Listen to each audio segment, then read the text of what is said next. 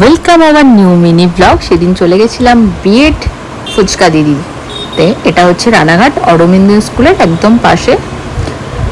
আর আমার সাথে গেছিল এই আমার দুই পার্টনার।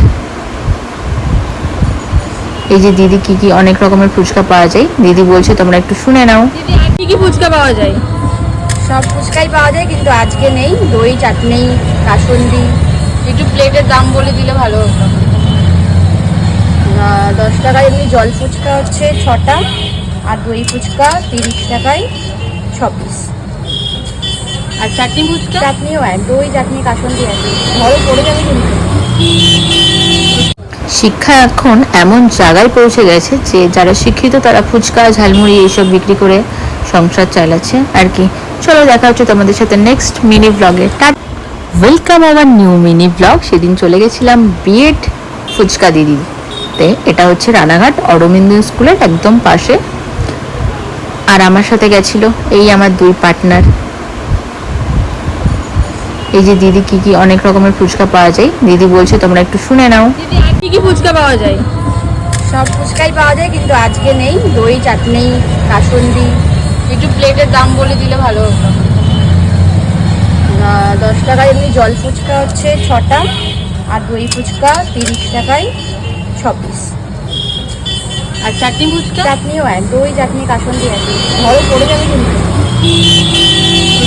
শিক্ষা এখন এমন জায়গায় পৌঁছে গেছে যে যারা শিক্ষিত তারা ফুচকা ঝালমুড়ি এইসব বিক্রি করে সংসার চালাচ্ছে আর কি।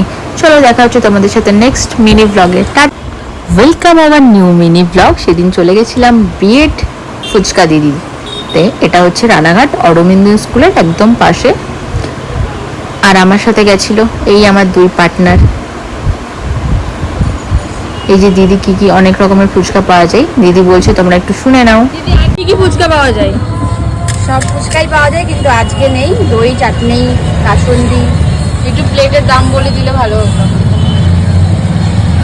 10 টাকায় এমনি জল ফুচকা হচ্ছে 6টা, আর দই ফুচকা 30 টাকায় 6 পিস। আর চাটনি ফুচকা? চাটনিও এক, দই, চাটনি, কাসুন্দি এক, ঘরে পড়ে যাবে কিন্তু। শিক্ষা এখন এমন জায়গায় পৌঁছে গেছে যে যারা শিক্ষিত তারা ফুচকা ঝালমুড়ি এইসব বিক্রি করে সংসার চালাচ্ছে আর কি। চলো দেখা হচ্ছে তোমাদের সাথে নেক্সট মিনি ব্লগে।